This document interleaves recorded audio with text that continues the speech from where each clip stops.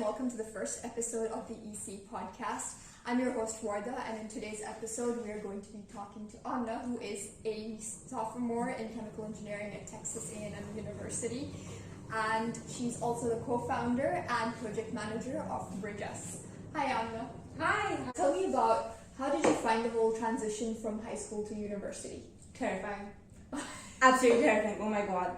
Because school for couple months, a good 4-5 months was online, and all of school for me was just on my bed. I would just have my computer open on my bed and I would just be like.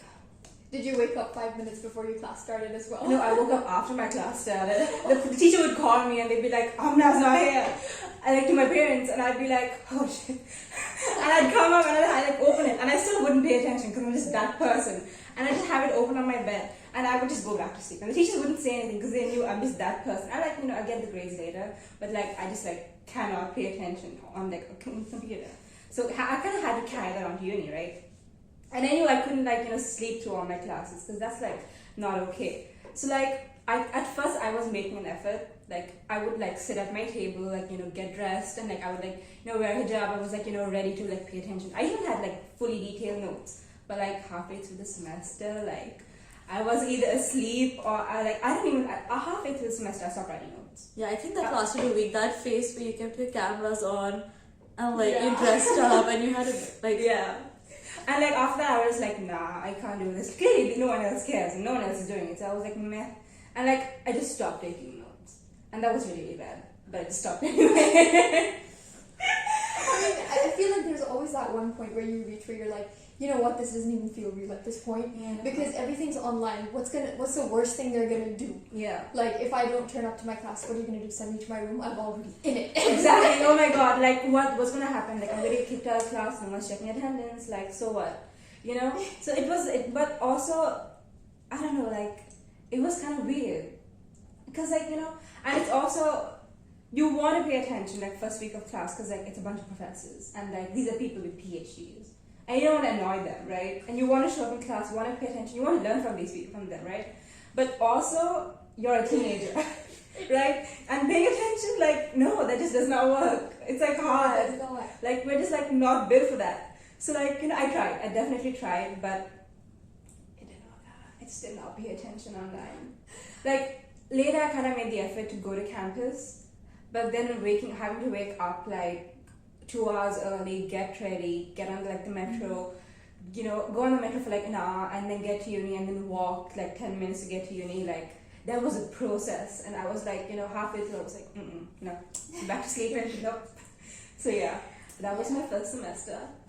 When I was moving from high school into university, I would literally tell anybody that would listen to me that, my life has changed so much. In high school, you literally have the teacher who will give you, even if you don't turn up to their classes, you can find everything online. Mm-hmm. And there are very, very specific resources that you can find, past papers, right? Yeah. Everything is available. You don't even need to go to your class in order to pass. And sometimes you can literally study the night before you test and then you'll get an A star on your exam.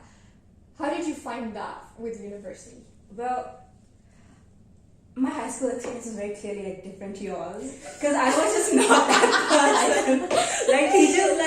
Teachers wouldn't even bother giving me work. My teachers caught me sitting in the school library and fully copying my homework. He's caught me, came over my shoulder, looked at me and just walked away. He didn't say anything because I still got good grades. So that was me in high school, so it was clearly very different from your experience. I didn't pay attention, but all throughout high school, I wasn't the last minute person like that. I would study.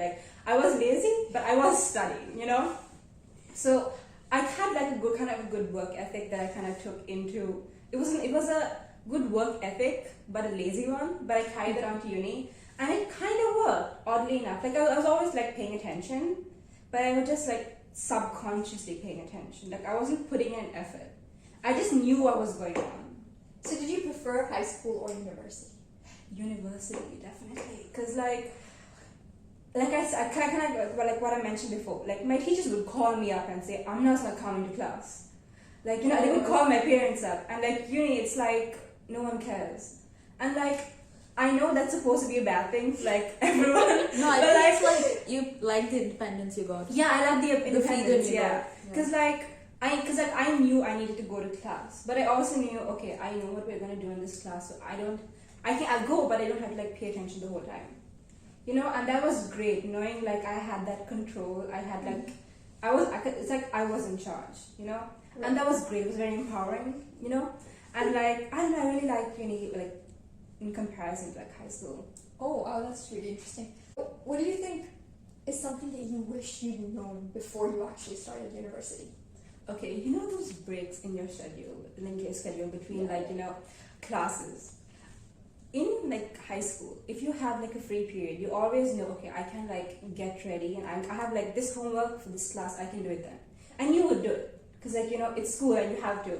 But then you come to uni and like classes are very different. It's not just 45 minutes. It's like, it can be an hour, and even if it's like 30 minutes, it's still a university lecture. And it's hard and it's very tiring. You're just like, it could be like the simplest thing and you're just so tired after a class. And like, no matter how much you plan, you could plan like, I'm gonna do this homework, this in this break. I'm gonna do this homework. You never actually did it. You never. No. You know, and if you're on campus, it's even worse. Because like someone will come in and be like, "Hey, do you wanna go like get some coffee?" And then you're like, "Yes." And like, you know, you come back and you're just like, "I had to do the homework." And like, you know, it's just, yeah, that's like what I wish I knew. Do not plan to do anything in the gaps between your schedule because it's not gonna work out. You know. So do you think it was easier when you were at home and like you were taking classes from home? Did you find those gaps more productive? No. No, because at home, at least like, you know, at home it was just me. And I'm already like just a sleepy person in general. So I would just like be on my bed and open my laptop, do the class and just go back to sleep. You know, at least at uni, like, you know, while yeah, some people are just like, let's go get coffee. You see everyone else in the library like actually paying attention and like study. And then you're just like, okay, I'm gonna like half an hour early, I'm gonna do something for half an hour. So you have that small bit of just like, I'm gonna like, a small bit of motivation. But at home you're just like, nah, I'm gonna sleep. No, I feel like especially me and Amna in the library, we would just talk. I'm like, yeah. That's how it was with you guys. Like, you know, I would see Nick Luhan and be like, coffee, like let's go now. Like, you know, let's like go why out not here. be focusing? And then we see like Warda is just like on her, like, you know, she's actually like writing notes, and I'd just be like, oh, that's what I'm supposed to be like, right? I'm gonna go do that then. You know? Well, I mean, I like how you see me as well. You're like definitely like the model student, you know? It's like you actually do the work, which is great. Thank you, I'll take that as Like you'd write notes in the middle of like a class, and I'd just be like me and Noah just like sit around just like. You know, weirdly, because like I found it really difficult to focus on in Zoom University, right? Because it's so easy to get distracted. So like, yeah, I'd have the class on, but at the same time, what I would do is I would start taking notes like from external sites and things. Yeah. So what I'd do is like before the class, I just watch this video on YouTube, because I personally feel like sometimes professors have a lot of content to cover, and then they don't have enough time to cover all of that in the right detail. So you can find a YouTube video that's like 10 minutes long, but will explain pretty much everything in a more concise way. So I'd watch the video.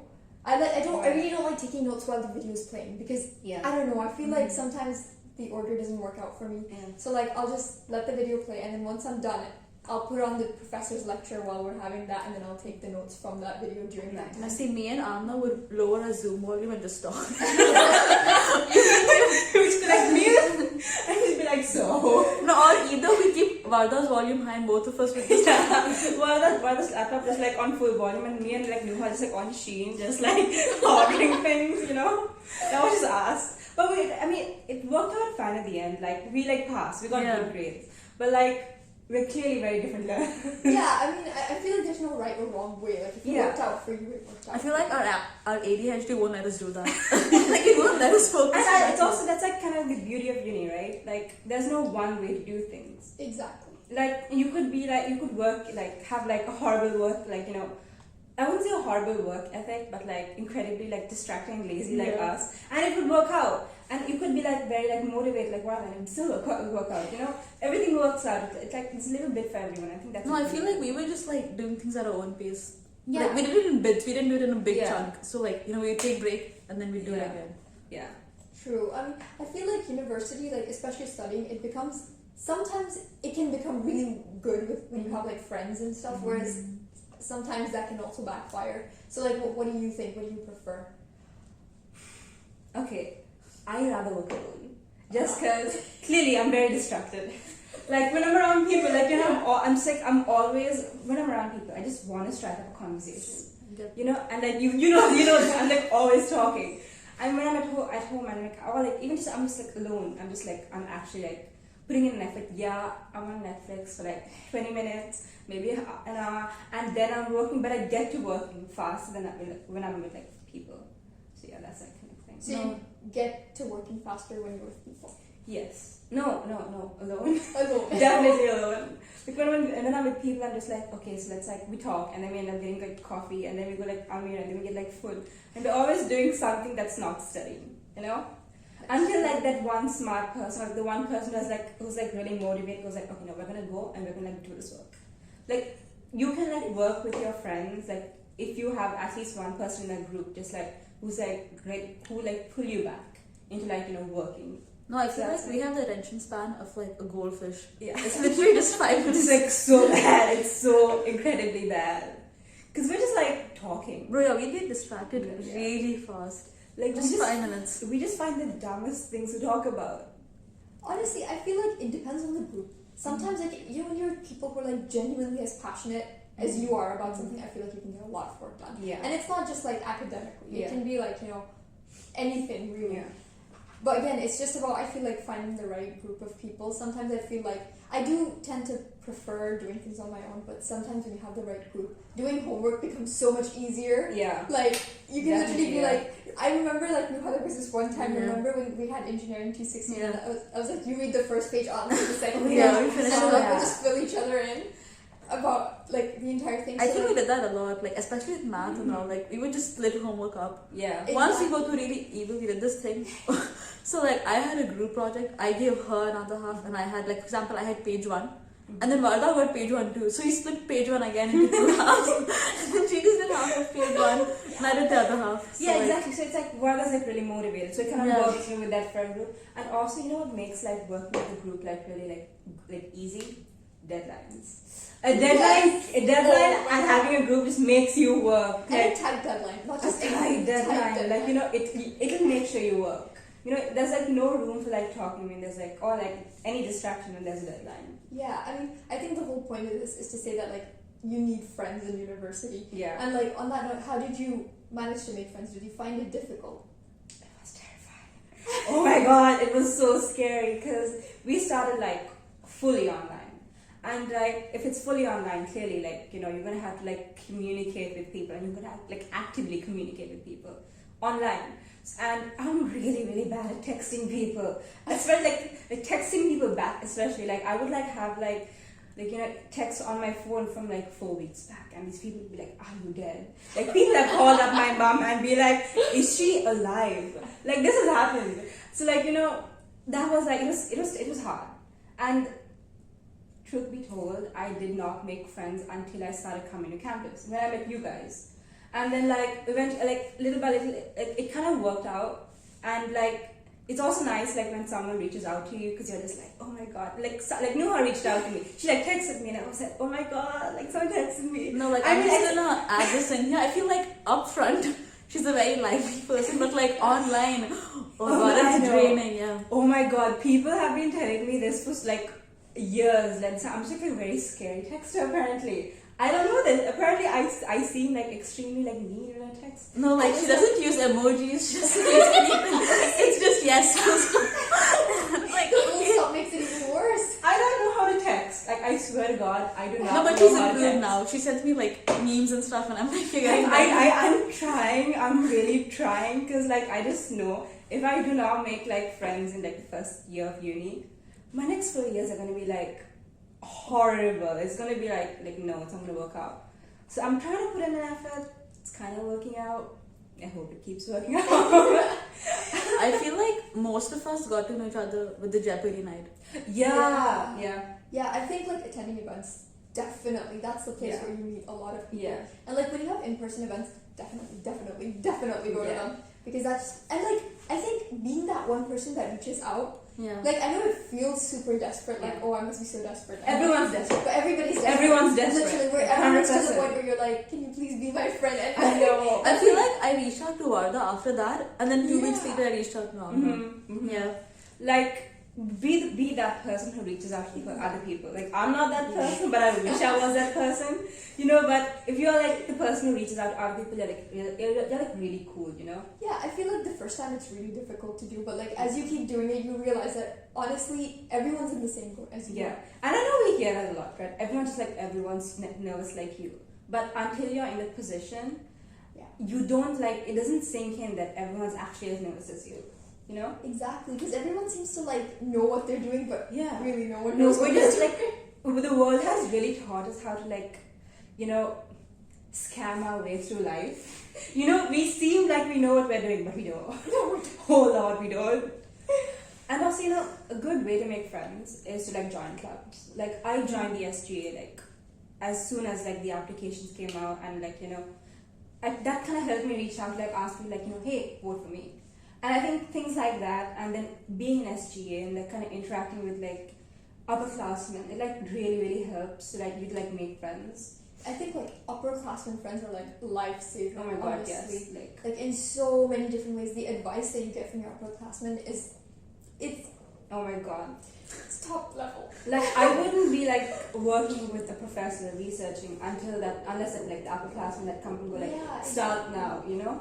Yeah, and like about research as well. Like how did you get into that? Again, upperclassmen, library, we like spoke for like what, an hour or two. They were just like, do it, you know, just like go now. I was like, cause we were just confused, right? Because everyone was like, okay, junior year, because that's what you hear, right? Exactly. You go after junior year, and they go like, no, start now. You should already have started. And you're just like, oh.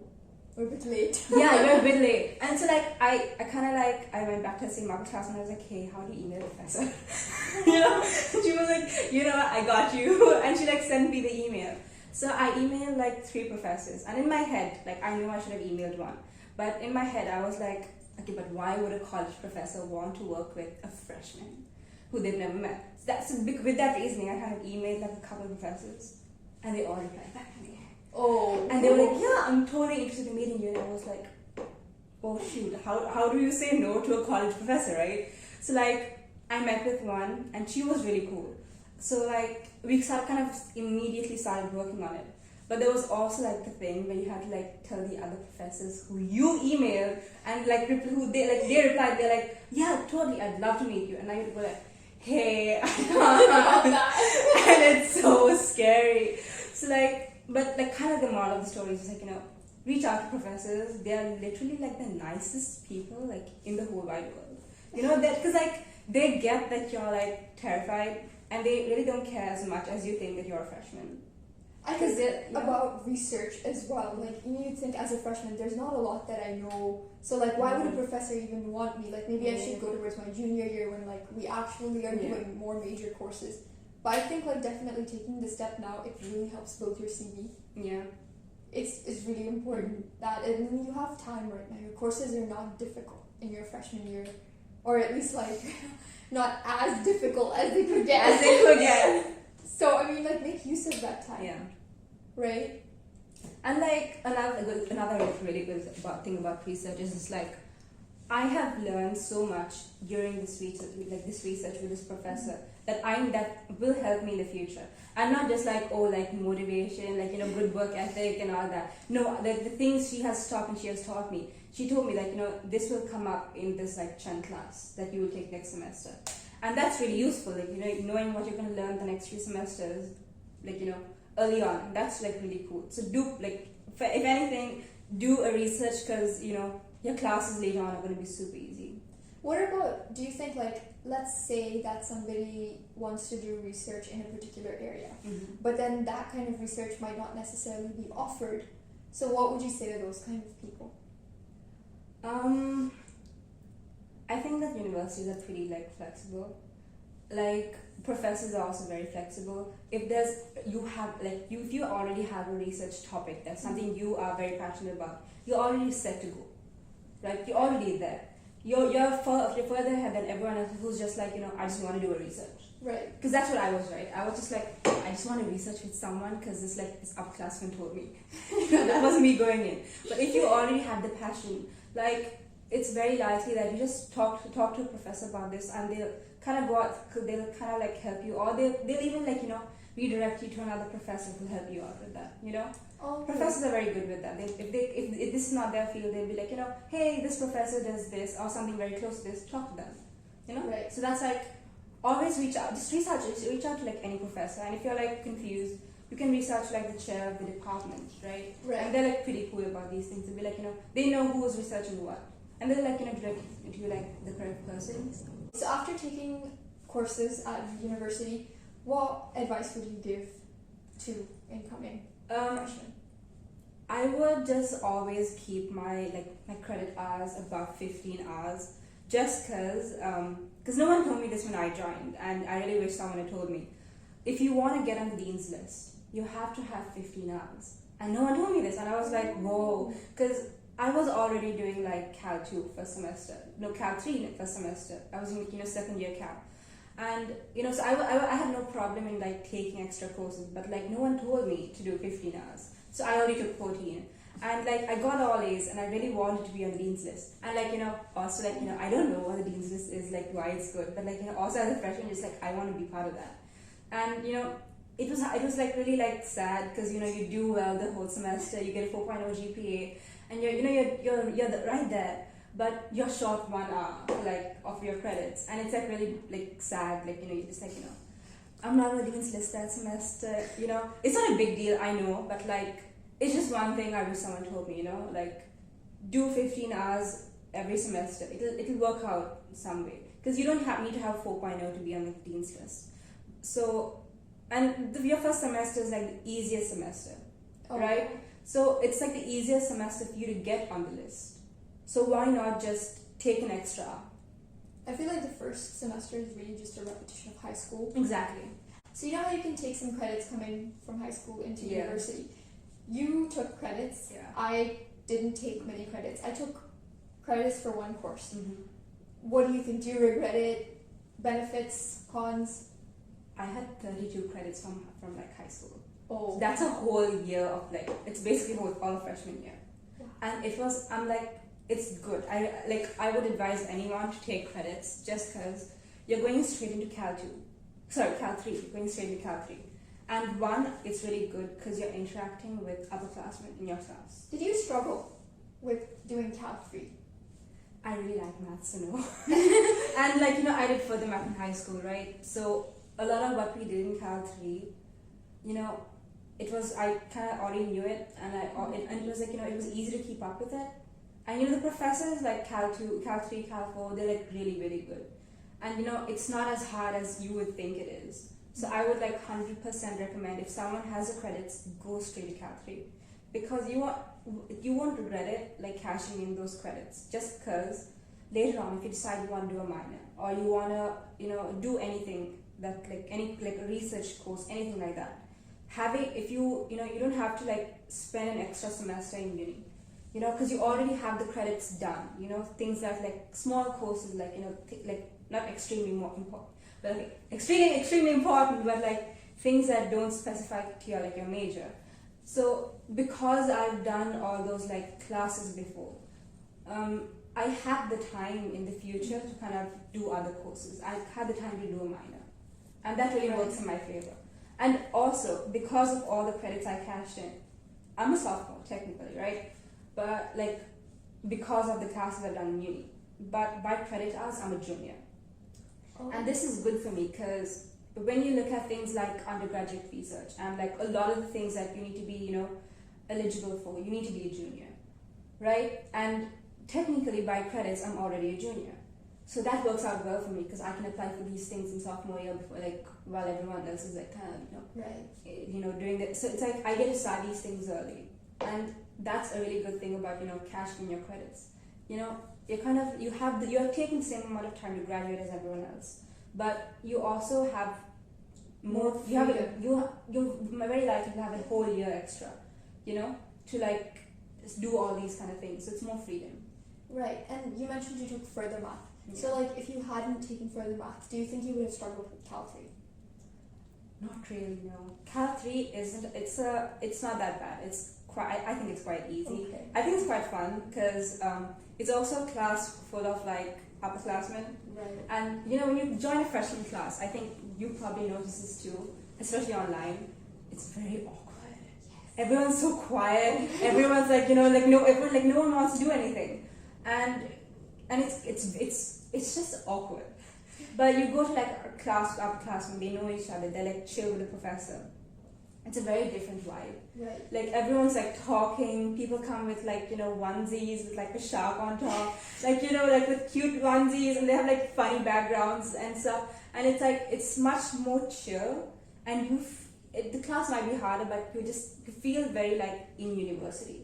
How was it for you though? Okay, so I didn't take my credits. I had credits. I did A-levels, and I did have credits for math and chemistry.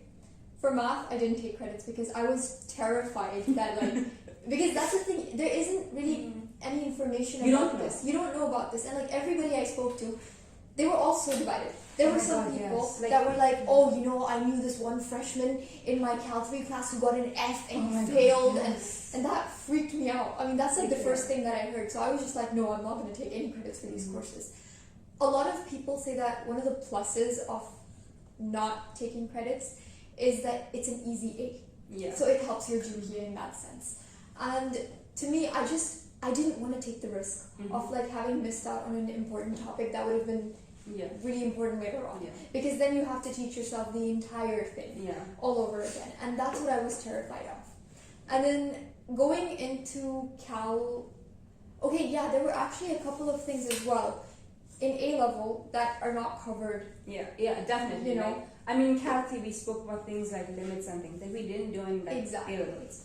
But things like that, you know, it's like you kind of weigh like the benefits and the cons, right? Exactly. But I mean, it was a very small topic. It took me like 20 minutes on the internet to figure it out. You know? Right. So it's all about are you the type of person who's willing to work on your own?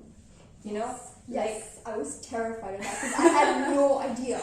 I had no idea what to expect, like, because you've never taken a university class before. And things in high school versus university are completely different. Yeah. Right? And then the reason that I was also really scared to do this course, and then like when I got into Cal 1, there was a lot of content that we covered, not a lot, but like a decent amount that I hadn't done in A-level before. So that kind of made me even more sure. I was like, yes, okay, I'm glad I didn't take credits for this because I didn't know this stuff, and what if it comes on later? Yeah. So that was the thing. And then like, but then you have Cal 2, and like towards the end you do these things on sequences, which I really don't know if it's going to come up. It's not. Later on. You're not going to do sequences in Cal 2 exactly. Cal 3 and 4. And that was the thing that I really, really struggled with. Okay. And then the other side of that is chemistry. I loved chemistry. I mean, you know. You were always talking about that. Yeah, I love chemistry, right? So I didn't take credits for Chem 1. I loved the course. It was so much fun. I loved the professor. He was such an amazing professor. And I did really well in that course. Because I'd already done that before. I know. Chem 2 came along. And then the spring semester was a lot more hectic for me. I had subjects like physics and engineering that I genuinely really struggled with. I don't like physics. Like, I really don't. And so I really struggled with that. And then I kind of found that chemistry was something that I understood all the topics and all the concepts. So why, but then like you still have to revise all those things. To do a midterm or something, you still have to revise them. You can't just turn up and be like, oh, okay. You know? So what happened is that I decided I was going to take credits for chemistry so that I would have more time to spend on physics and other subjects which I wasn't as good at. Right. So I took credits for that, and honestly it made such a huge difference. I had so much more time. I was one course off and I had so much more time. Like I would just see you in the library. You were always working. So you were always in the library. And you had like books and you had like piles and you were like frantically writing. I couldn't even pull you away. Like Nuha, I could like kind of like pull her, okay, let's go like get some food. But I could not pull you away. And then you dropped it, and you dropped like him. And all of a sudden, like, well, that had nothing to do. You had so much time, and it was kind of really like, it was amazing. See, here's the thing. I dropped chemistry so I'd have more time to study physics. Did I study physics? No. The thing is, difficult to study something that you don't really enjoy, but at the same time, it's really important to do that. Yeah. You know, And like something you've already studied before, like that happened to me in Cal 4. Like the first few chapters I had done like fully in like first math, right? So I really told myself, I was like, I wrote notes, I paid attention, but I told myself when the midterm came up, I was like, it's fine. I don't need to study that much.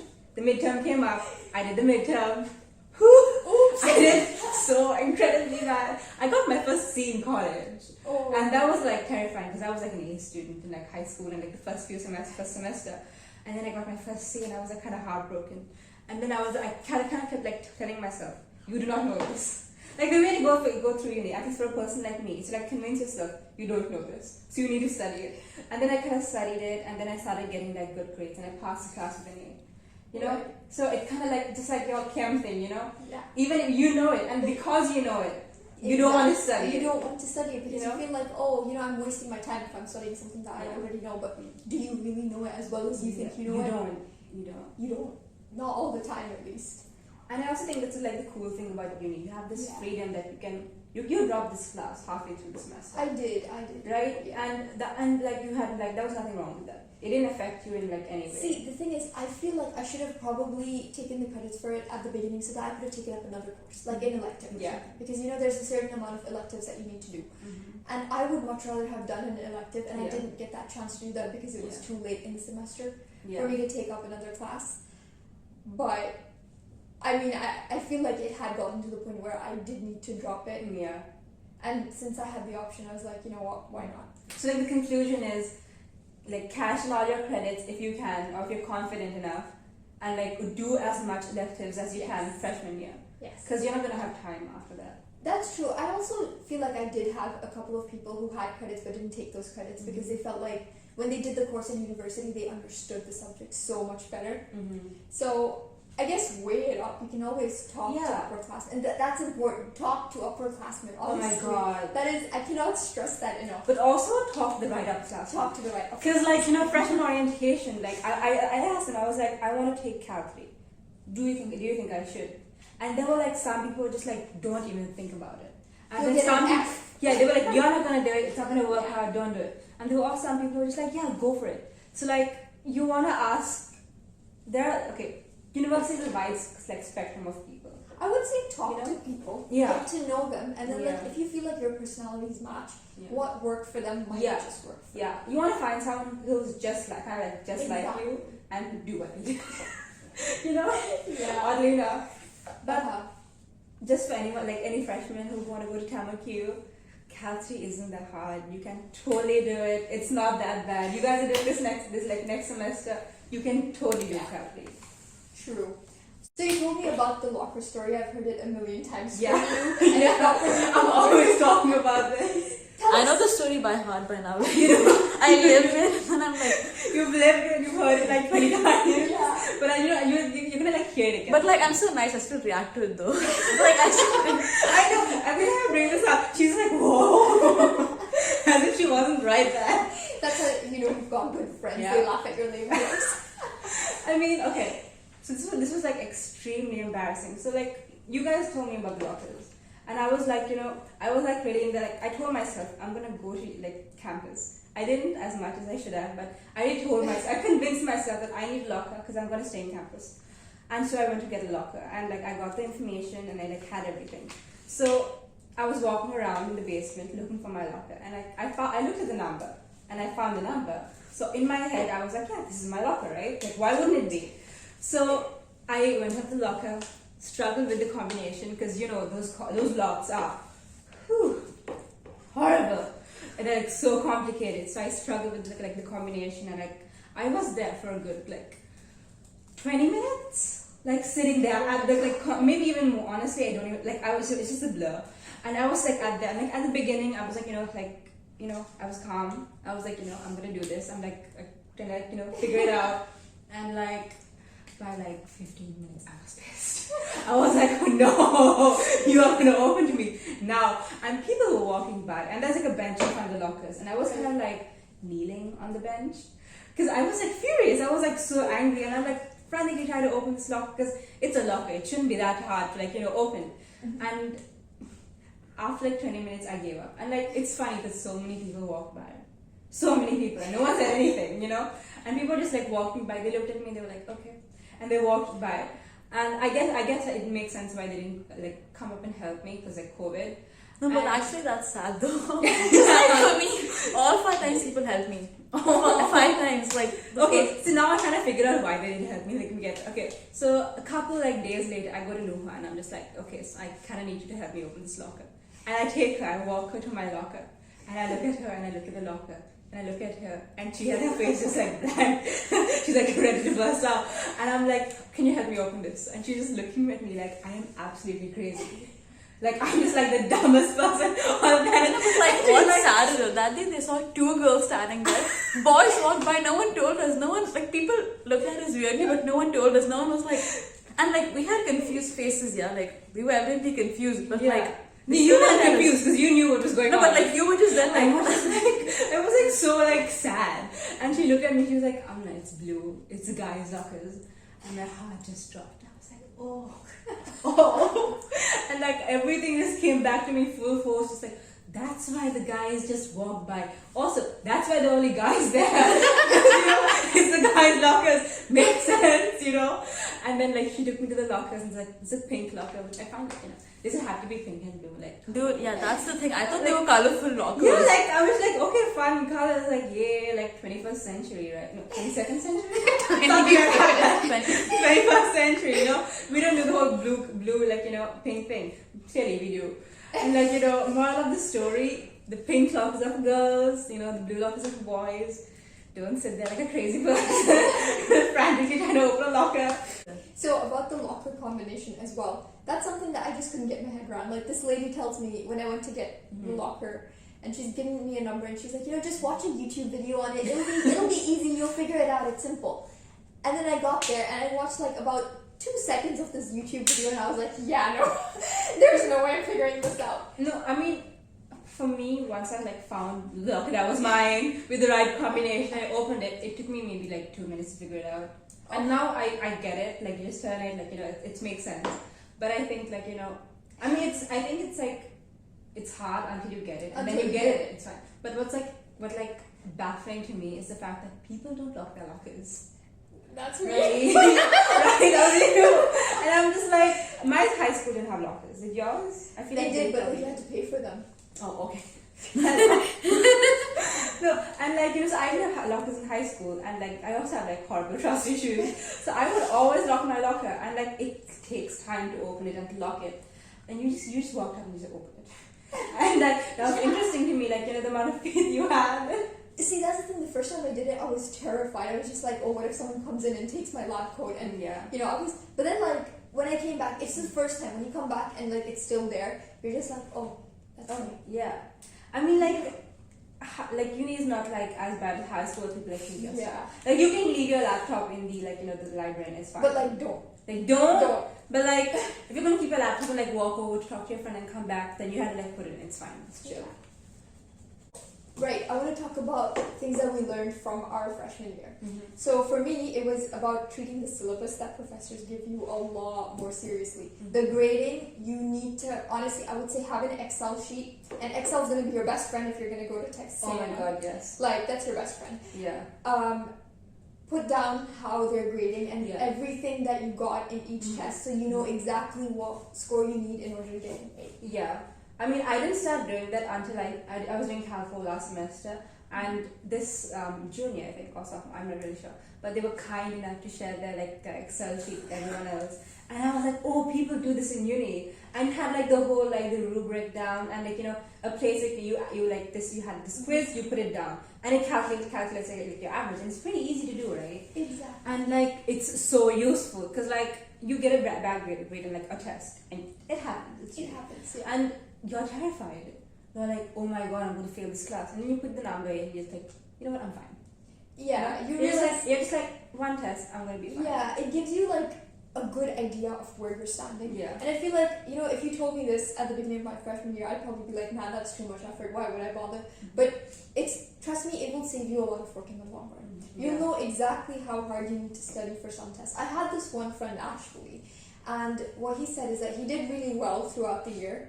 And then when it came to the final exam, he didn't even need to get half the marks in order to Yeah, pass. So yeah. it took a lot of the pressure off him. Yeah. So, I feel like if anything, it's like a good reassurance and even a really good reality check Yeah, sometimes. that happening in engineering last semester. Like I had like Yes. good grades in like everything else. So the final project that we were like terrified about, I only needed like the 60 to pass the class. And everyone, some people like needed like an 80 or something. But because I had this thing and I'm just like, oh, there it is.